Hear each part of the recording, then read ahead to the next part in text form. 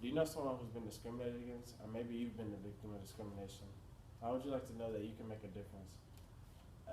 Through the research of statistics done by the Center for American Progress, court cases, and through personal experiences, I can confidently say that racial profiling is a problem in America. There are multiple cases that show that racial profiling is a problem. On the top right here is Trayvon Martin, a 17-year-old who was shot while walking home um, after being confronted by George Zimmerman, although he was told not to engage with him by the cops when George Zimmerman called the cops. And over here is Philando Castile. His story starts when his mom called the police for help because she needed help getting him to a hospital because he was schizophrenic and bipolar. So when the cops showed up to his door, this obviously wasn't taken into consideration because when they opened his door, he came out. I mean, his mom came out the house, and then Jason was there, standing there with a screwdriver, and a few seconds after he came, or they saw the screwdriver, they were yelling at him to drop the screwdriver. But when Jason didn't comply, they immediately resorted to shooting him 5 times because they thought he had a weapon in his hand. Then Jason, he was left there laying in cold blood, and his mom had just witnessed what just happened to him, leaving her traumatized.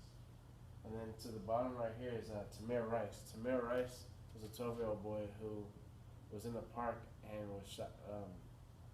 Was playing with a fake gun, and after someone called for the cops to check it out because they thought they saw someone with a gun, a little boy. Although they told him, although they told the cops that this gun was most likely a fake gun and that he was just playing with it. The cops, they didn't take that into consideration because they drove up on him, and after 2 seconds of getting out of the car, they shot him. To the bottom over here is Philando Castile. Philando Castile was in a traffic stop with his girlfriend and her daughter in the car, and he had already been through the process before, so he immediately told the cops that he had a licensed weapon in his car, and was about to. He told the cop how he was about to reach for his driver's license. Well, the cop immediately yelled at him not to go for it, or not to reach for his driver's license. And after Philando Castile explained, the cop immediately shot him 7 times, which left Philando bleeding to death in the car, while his girlfriend and her daughter watched. This information can be found on the Center for American Progress website. And then there are also many statistics that show that racial profiling is a problem. Um, you're 1/3 more likely to be incarcerated if you're a black man. You're also gonna serve a 19.5 longer sentence than that of a white man. If you're Latino, every 1 in 6 of you will go to prison. And if you're a white man, only 1 in 17 of you will go to prison. This information can be found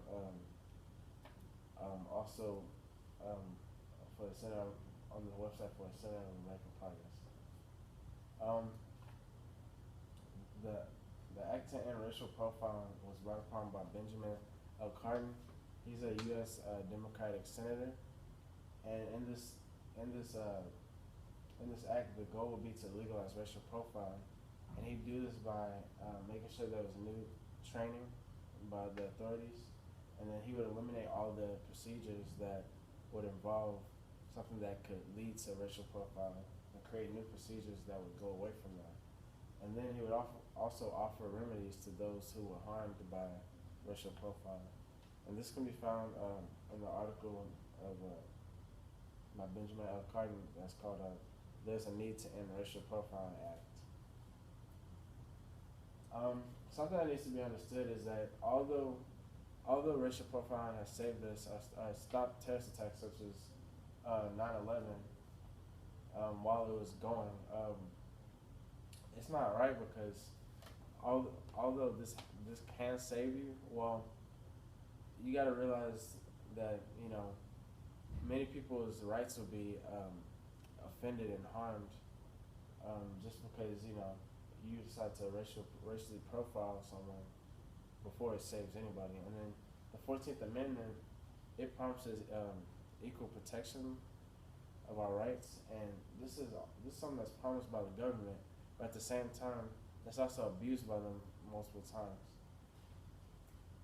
And then something that needs to be done is, if you're an authority, you can make sure that if you stop someone, it's for an ethical reason.